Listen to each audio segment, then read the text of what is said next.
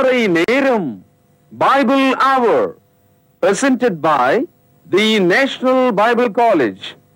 கிறிஸ்துவின் சபையார் உங்களை வாழ்த்துகிறார்கள். Satellite Bible School. வணக்கம் வேத மாணவர்களே, கிறிஸ்துவுக்குள்ளனுடன் சகோதர சகோதரிகளே, தொடர்ந்து நீங்கள் கேட்டுக்கொண்டு வருகிற இந்த பாடம் உங்களுக்குள் பெரிய மாற்றத்தை உண்டாயிருக்கும் என்று நம்புகிறோம். அதன் தொடர்ச்சியாக இன்றைய நாளிலே 7வது பாடமாக தேவ மனுஷனாகிய எலிசா என்பவரை குறித்து இன்றைய நாளிலே நாம் விரிவாக படிக்க இருக்கிறோம். எனவே தொடர்ந்து நிகழ்ச்சியை பாருங்கள், சொல்லப்படுகிற வசனங்களை குறித்து சிந்தியுங்கள், ஜெபம் பண்ணுங்கள். இன்றைய நாளிலும் கூட நமது போதகர் டாக்டர் பீட்டர் சாலமன் அவர்கள் நற்செய்தி அளிப்பார். வணக்கம். தேசிய வேதாகம கல்லூரி மாணவ கண்மணிகளே, தோழர்களே, அருமை பெற்றோரே, உலகளாவிய என் தமிழ் சொந்தங்களே, தி நேஷனல் பைபிள் காலேஜ் வழங்கும் ஆன்லைன் வகுப்புக்கு உங்களை வரவேற்கிறதுல மகிழ்ச்சி அடைகிறேன். அற்புதங்களும் அடையாளங்களும் சாட்சிகள் என்ற தலைப்பில் இந்த பாடத்தை நம்ம கேட்டு வருகிறோம். சயின்ஸ் அண்ட் ஒண்டர்ஸ், விட்னஸஸ் என்ற தலைப்பில் இந்த பாடத்தை நம்ம கேட்குறோம். பழைய ஏற்பாட்டில் அற்புதங்களும் அடையாளங்களும் ஆயிரமான சாட்சிகளை உடையதாக இருக்கிறது. மோசே செய்த அற்புதத்தை எத்தனை பேர் பார்த்தார்கள்? செங்கடல் திறந்து இஸ்ரவேலர்கள் 6 லட்சம் ஆண்களும் 6 லட்சத்துக்கு மேற்பட்ட பெண்களும் குழந்தைகளும் அந்த சமுத்திரத்தை கடக்கும்போது அந்த சமுத்திரம் 2ஆக பிரிந்ததை எத்தனை பேர் பார்த்தார்கள்? கூடுதலாக பின்னாலேயே வந்த பார்வோனும் அவனுடைய சேனைகளும் அவர்களும் அந்த சமுத்திரத்தில் இறங்கினார்களே, அவர்கள் அத்தனை பேரும் பார்த்தாங்க இல்லையா? அதான் சாட்சிகள். அதாவது பைபிள் அற்புத அடையாளங்களை பேசும்போது அது உயிருள்ளதாக இருக்கிறது, உயிருள்ள சாட்சிகளை கொண்டதாக இருக்கிறது. இரண்டாவது, இந்த அற்புதங்கள் எங்கே நடந்தது என்று வரலாற்றை நாம் தேடும்போது காலத்தையும் நடந்த இடத்தையும் நம்மால் புரிந்து கொள்ள முடியும். லெமோரியா என்ற ஒரு கண்டம் இருந்தது, ஆனால் இதுவரைக்கும் யாரும் நிரூபிக்கல. அது மூழ்கி விட்டது இருக்கலாம். ஒரு தோராயமாக பேசப்படுகிற வார்த்தை. செங்கடல் இன்றைக்கும் இருக்கிறது. இஸ்ரவேல் கடந்து எகிப்து தேசத்துக்கு போனார்கள் என்ற தகவல் இன்றைக்கும் நாம் படிக்கிறோம்.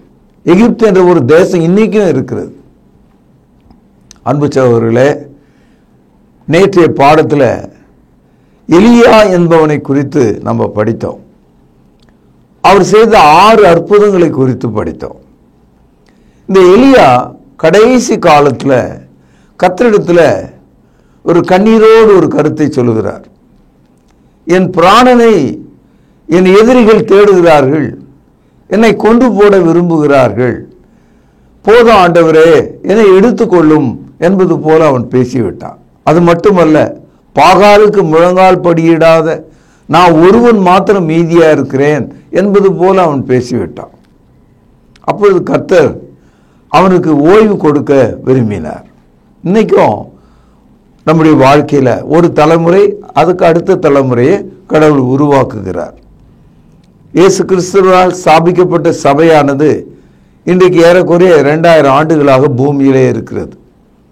33வது ஆண்டிலே 3000 பேரோடு தொடங்கின திருச்சபை இன்றைக்கு உலகம் முழுவதும் இருக்கிறது. போதகர்கள் இருக்கிறார்கள், மூப்பர்கள் இருக்கிறார்கள்.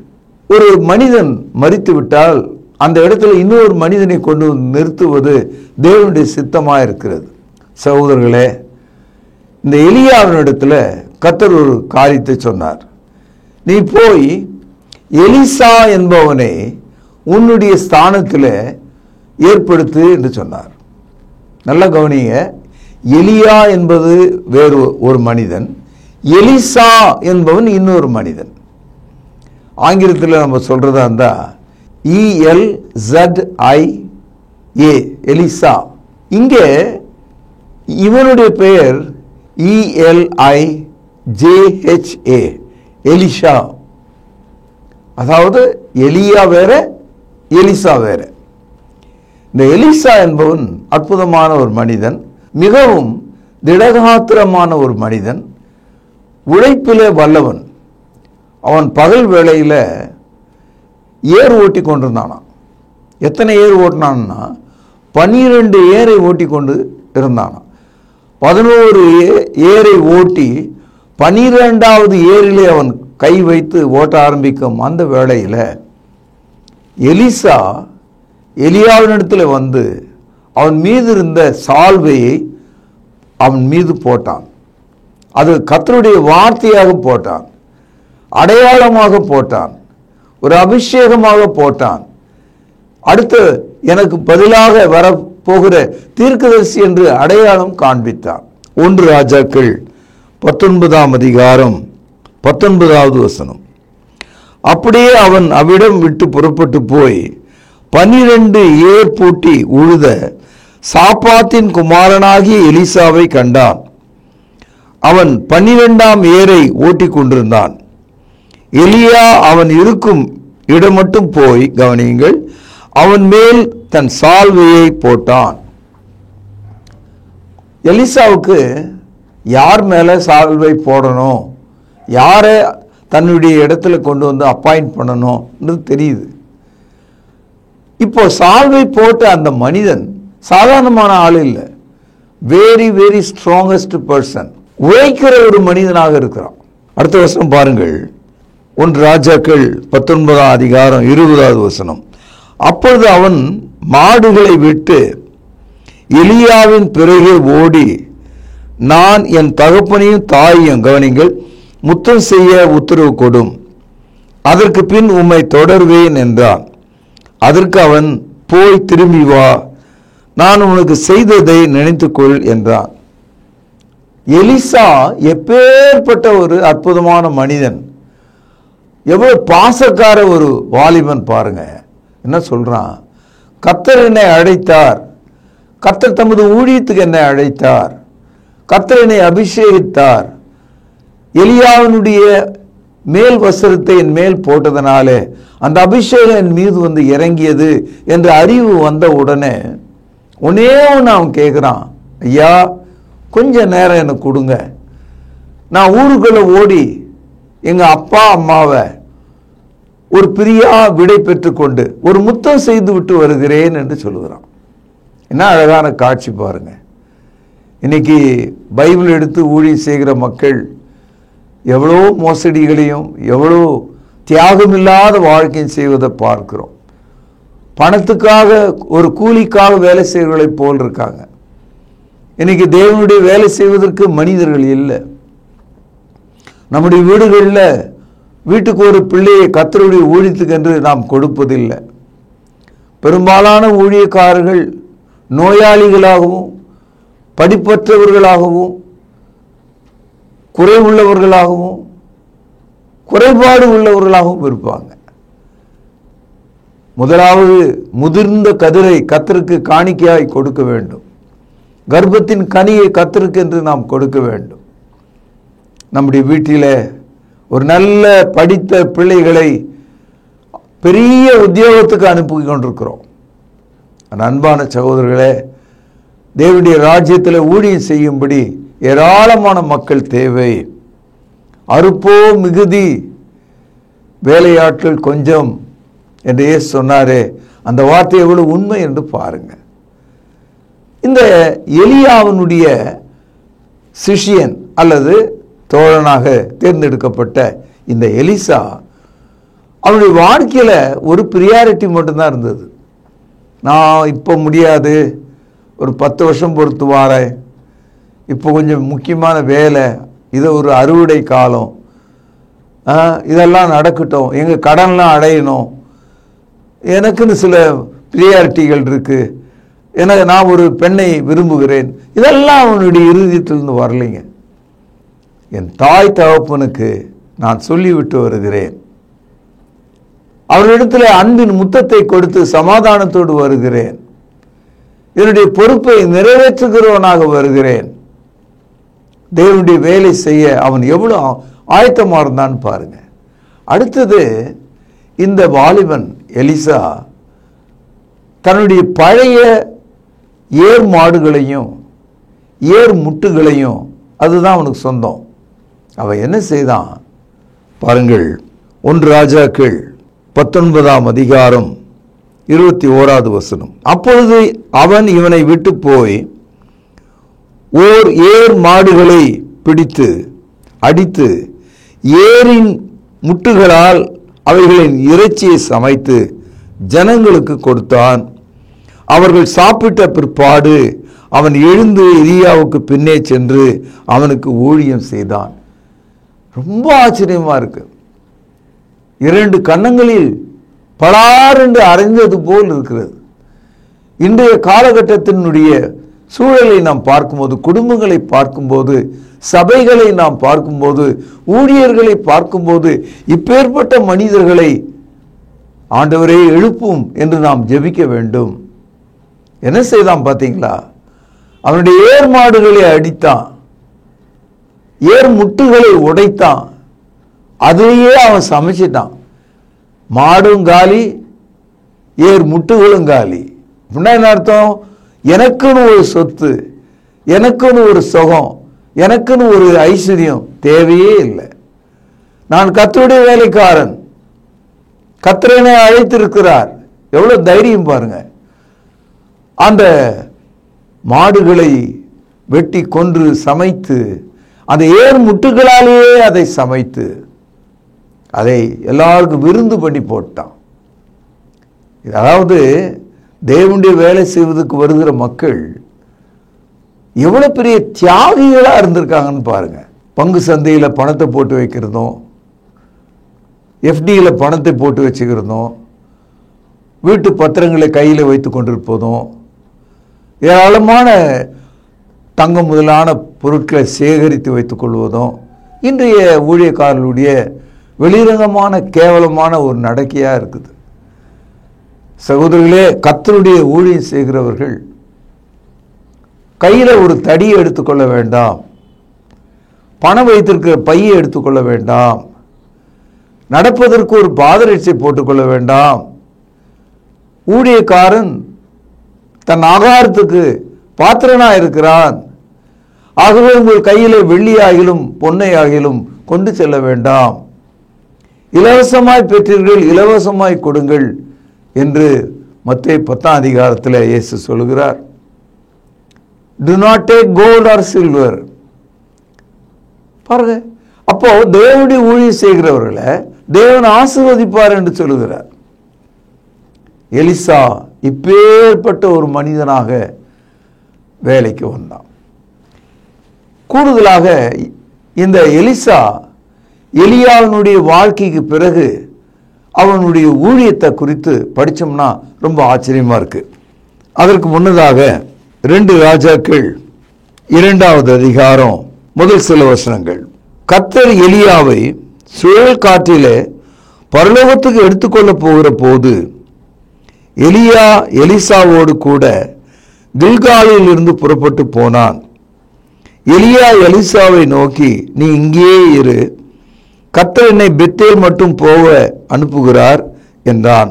அதற்கு எலிசா, நான் உம்மை விடுகிறதில்லை என்று கர்த்தரின் ஜீவனை கொண்டு உம்முடைய ஜீவனை கொண்டு சொல்கிறேன் என்றான்.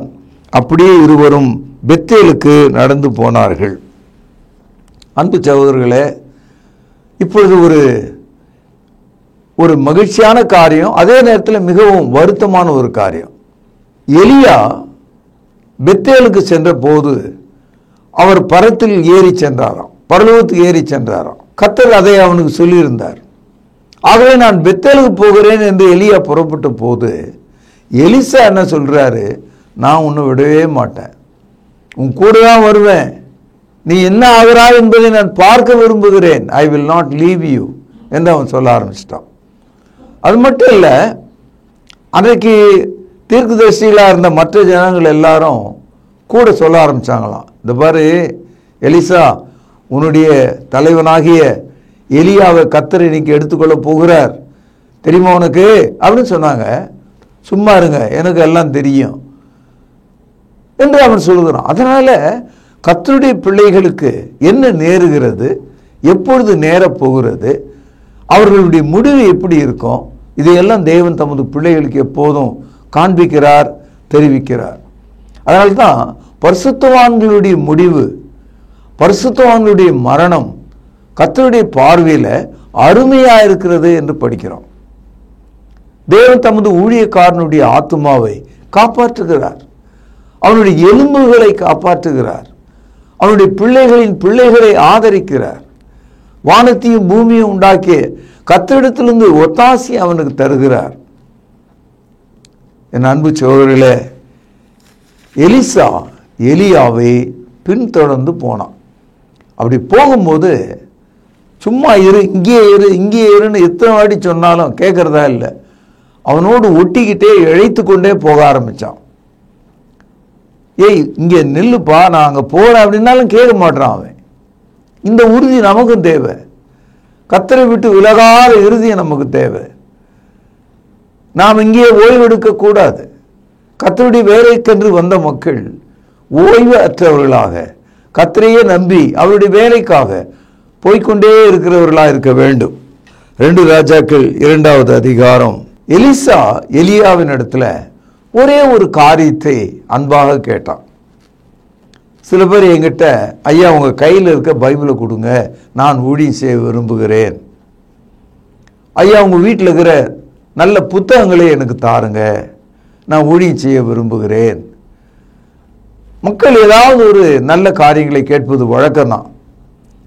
ஆனா இந்த எலிசா எலியாவினிடத்தில் கேட்ட அந்த ரிக்வெஸ்ட், அந்த வேண்டுதல் ஹார்ட் அட்டாக் வர மாதிரி இருக்கும். சகோதரர்களே, நான் உங்களுக்கு உண்மையை சொல்றேன். என்னுடைய 60 ஆண்டு கால ஊழியத்தில் என்னிடத்தில் வளர்ந்த ஊழியக்காரர்களை எப்படி ஆசீர்வதிப்பேன்னா, 1000 மடங்கு கடவுள் உன்னை ஆசீர்வதிப்பார் என்று தான் நான் சொல்லுவேன். அதனுடைய அர்த்தம் என்னன்னா, நான் ஒன்றும் எடுத்து அவனுக்கு ஒன்று கொடுக்க போறதில்லை, கர்த்தர் கொடுப்பார். கர்த்தர் கொடுப்பார் என்று சொல்லுவதற்கே வாயில என்ன கஞ்சதானம்? ஏன் வாய் திறந்து நல்ல வாழ்த்துதலை சொல்லக்கூடாதா? என் அன்பு சகோதரர்களே, கர்த்தருடைய வேலை செய்ய போகிற மக்களை பார்த்து நீங்கள் வாழ்த்த வேண்டும், அவர்களுக்கு ஆசீர்வாதங்களை சொல்ல வேண்டும். You must bless the servant of God. இந்த எலிசா எலியாவினிடத்துல ஒரு ஆசீர்வாதத்தை கேட்கிறார். ரொம்ப ஷாக்கிங்கான ஆசீர்வாதம். என்ன கேட்கிறார் பாருங்க. 2 ராஜாக்கள் 2ஆம் அதிகாரம் 9வது வசனம். பழைய ஏற்பாட்டில் 466வது பக்கம். அவர்கள் அக்கறைப்பட்ட பின்பு எலியா எலிசாவை நோக்கி, நான் உன்னை விட்டு எடுத்துக்கொள்ளப்படும் முன்னே நான் உனக்கு என்ன செய்ய வேண்டியது, என்ன கேள் என்றான். அதற்கு எலிசா, உம்மிடத்தில் உள்ள ஆவியின் வரம் எனக்கு இரட்டிப்பாய் கிடைக்கும்படி வேண்டுகிறேன் என்றான். எவ்வளவு அற்புதமான ஒரு வார்த்தை பாருங்க. எலியா எலிசா கிட்ட கேட்கிறார், அப்பா நான் போறேன், ஏதாவது உனக்கு என்கிட்ட கேட்கணும்னா கேளு அப்படின்னா. இப்போ என்னென்ன கேட்கணும் அவன் அப்படின்னு பார்த்தா, எலியாவின் மீது வாசமாக இருந்த அபிஷேகம், பரிசுத்த ஆவி, அந்த வரம் எனக்கு ரெட்டிப்பாய் வேண்டும் என்று கேட்கிறான். ஆங்கிலத்தில் டபுள் த போர்ஷன். ஆபிரகாமுக்கு 1னா எலிசாவுக்கு 2.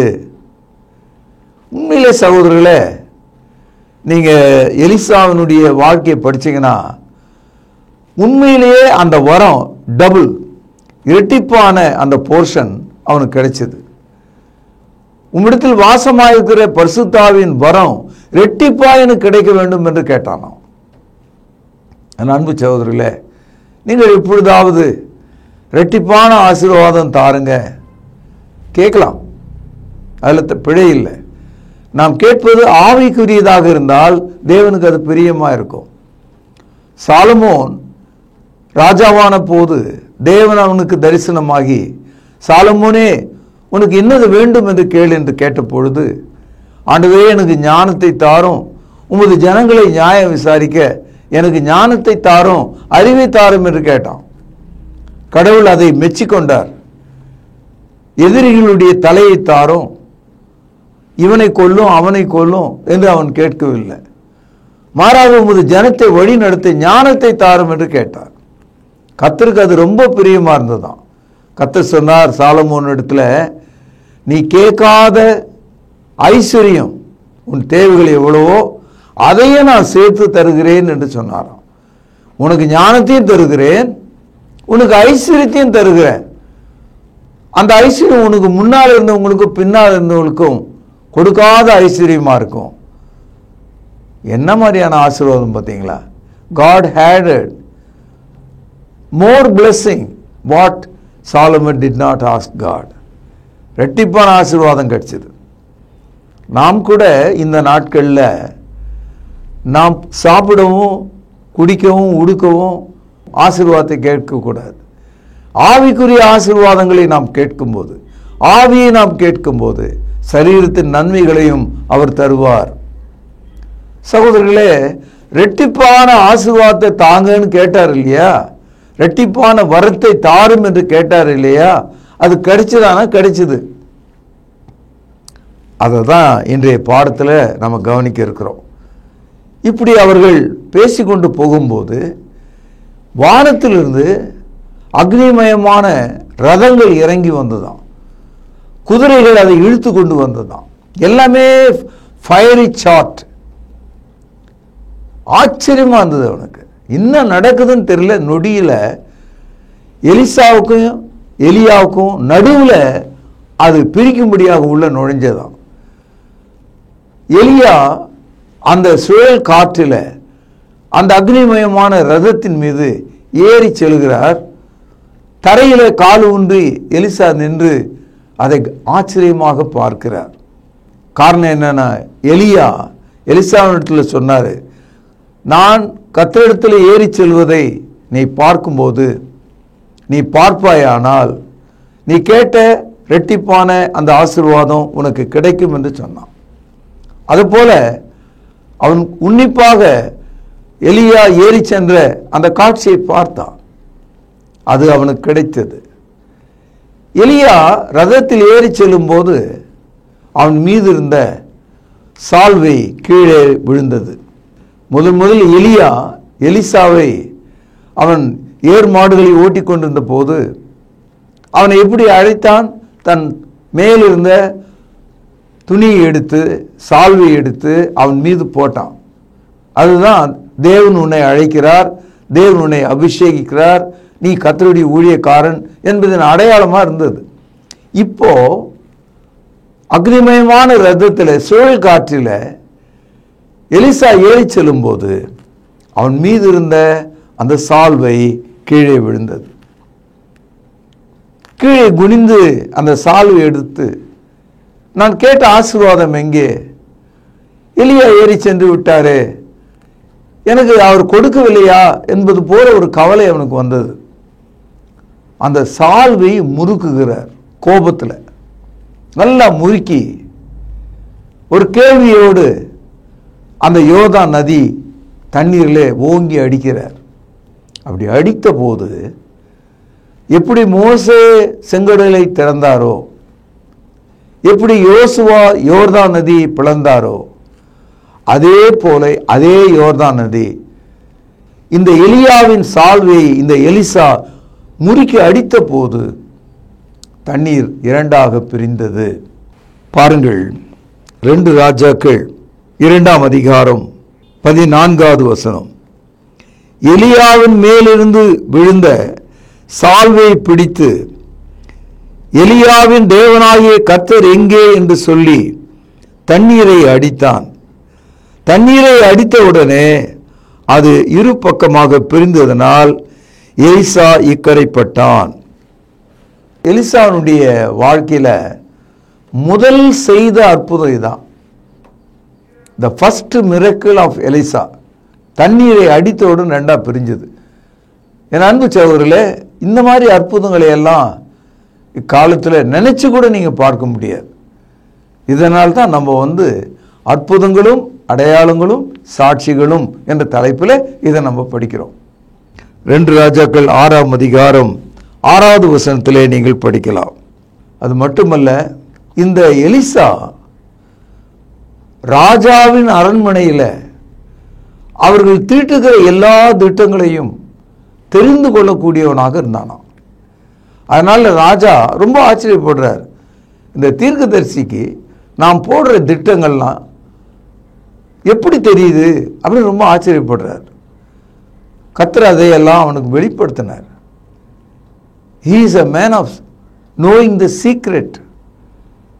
மனுஷனுடைய இருதயங்களில் மறைந்திருக்கும் ரகசியங்களை தெரிந்து கொள்ள ஒரு ஆற்றல் உள்ளவனாக இருந்திருக்கிறான். 2 ராஜாக்கள் 6ஆம் அதிகாரம் 8 முதல் 12 வசனங்கள். ஒரு கட்டத்தில் அவனை சூழ எதிரிகள் வந்து சேர்ந்த போது எலிசாவுடைய வேலைக்காரன், ஆண்டவனே நாம் என்ன செய்வோம், எங்கு பார்த்தாலும் ரதங்கள் சூழ்ந்து இருக்கிறதே, அவர்கள் நம்மை கொல்ல இருக்கிறார்களே என்று கதறுகிறான், உயிர் பிச்சை கேட்கிறான். அப்பொழுது எலிசா தேவனை நோக்கி ஜெபம் பண்ணி, ஆண்டவரே இவனுடைய கண்களை திறந்தருளும் என்று சொன்னான். இப்போ நமக்கு ஒரு பார்வை இருக்கு, ஆனால் இந்த பார்வையில் எல்லாத்தையும் பார்க்க முடியாது. அது மாதிரி ஒரு வித்தியாசமான ஒரு பார்வையை கடவுள் அவனுக்கு கொடுத்தார். அதனால அந்த வேலைக்காரன் கண்கள் திறக்கப்பட்டவனாக ஆண்டவனாகிய அந்த எலிசாவை பார்த்து, நம்முடைய எதிரிகளோடு இருப்பவர்களை பார்க்கிலும் அதிகமான தேவ தூதர்கள், அவருடைய சேனைகள், அக்னிமயமான ரதங்கள் நம்மோடு ஏராளமாக இருக்கிறது என்று சொன்னான். இந்த குறிப்பை 2 ராஜாக்கள் 6ஆம் அதிகாரம் 13 முதல் 17 வசனங்களை படிக்கிறோம். 1 யோவான் 4ஆம் அதிகாரம் ஒரு கருத்து அங்கே படிக்கிறோம். உலகத்தில் உள்ளவனை பார்க்கிலும் நம்மோடு இருக்கிறவர், நம்முடைய தேவன் மிகவும் பெரியவர் என்று பரிசுத்த ஆவியானவர் சொல்லுகிறார். God is greater than what you see in this world. My God is greater. என் தேவன் மிகவும் பெரியவர். என் அன்பு சகோதரர்களே, உங்களுக்கு ஆவிக்குரிய கண்கள் திறக்கும்படி நான் ஜெபம் பண்ணுகிறேன். 12வது அற்புதமாக 2 ராஜாக்கள் 6ஆம் அதிகாரம் 18 முதல் 23 வசனங்கள். இது கடைசி அற்புதம், பெரிய அற்புதம். என்ன நடக்குது, சீரிய இராணுவம் அப்படியே மொத்தமாக ஆயிரக்கணக்கான 10,000மான ரதங்களும் குதிரைகளும் காலாட்படைகளும் ஏராளமாக வந்துட்டாங்க. தேசத்தை அழிக்கும்படி வந்துட்டாங்க. இந்த எலிசா ஜெபம் பண்ணிய போது ஒரு அற்புதம் நிகழ்கிறது. அத்தனை பேருக்கும் கண்ணு போயிடுச்சு, பார்வை போய்விட்டது, அவர்களுக்கு மயக்கம் வந்தது. எல்லாருமே திரும்பி தங்களுடைய தேசத்துக்கு திரும்பி போயிட்டாங்க. Because they lost there vision. அது மட்டும் இல்லை, வானத்திலிருந்து அக்னிமயமான வல்லமையான நட்சத்திரங்கள், வல்லமைகள் இறங்கியது, ஓசைகள் உண்டாயிற்று. அதை கவனித்த சீரிய இராணுவம் பயந்து போய் ஓடி போயிட்டான். இதிலிருந்து நமக்கு என்ன தெரியுதுன்னா, தேவனால ஒரே ஒரு அற்புதத்தை நிகழ்த்த முடியும். அந்த ஒரு அற்புதம் நம்முடைய உணவின் மேல் நிகழ்த்த முடியும், ஒரு இரும்பின் மீது நிகழ்த்த முடியும், ஒரு மனிதன் மேலே நிகழ்த்த முடியும். ஆனால் இங்கே கடைசியாக பார்த்த இந்த 12வது அற்புதம் ஒரு முழு இராணுவத்துக்கு எதிராக, 1000-10,000மான மக்களுக்கு எதிராக, அவர்களுடைய ரதங்களுக்கும் குதிரைகளுக்கும் எதிராக வெற்றி தோல்வியை நிர்ணயிக்கிற ஒரு இடத்துல he brought a national miracle. தேசத்துக்கான ஒரு மாபெரும் அற்புதத்தை அவர் செய்கிறார். இன்றைக்கு இந்தியாவுக்கு அப்படிப்பட்ட ஒரு அற்புதம் தேவை. கர்த்தர் ஜனங்களை மாற்ற வேண்டும், அவர்கள் கர்த்தருக்கு என்று கீழ்ப்படிய வேண்டும். என் அன்பு சகோதரர்களே, 12 அற்புதங்கள். எலியா செய்தது 6. ரெட்டிப்பான வரத்தை கேட்ட எலிசா செய்தது 12. நாளை இதனுடைய தொடர்ச்சியை நம்ம கவனிக்கலாம். இந்த அற்புதங்களை எல்லாம் நீங்கள் படித்து சுவைக்கும்படியாக, உணரும்படியாக உங்களை கேட்டு இங்கே நிறைவு செய்கிற பிரார்த்தனை செய்வோம். பரலோகத்திலே வாசமாக இருக்கிற அற்புதமான தகப்பனே, உமது வார்த்தைகளை நாங்கள் உணர்ந்து கொள்ள உதவி செய்தருளும். கர்த்தராகிய இயேசுவின் நாமத்திலே ஜெபம் கேளும் பிதாவே, ஆமென். தொடர்பு கொள்ள வேண்டிய முகவரி: திருமறை நேரம், 58 சர்ச் தெரு, குமரன் நகர், சென்னை 6,82,000. தொலைபேசி எண் 044255008882. செல்போன் 9385500882. கர்த்தாவே, தேவர்களில் உமக்கு பானவர் யார்? வானத்திலும் பூமியிலும் உமக்கு பானவர் யார்? உமக்கு பானவர் யார்? உமக்கு பானவர் யார்? வானத்திலும் பூமியிலும் உமக்கு பானவர் யார்? வானத்திலும் பூமியிலும் உமக்கு பானவர் யார்?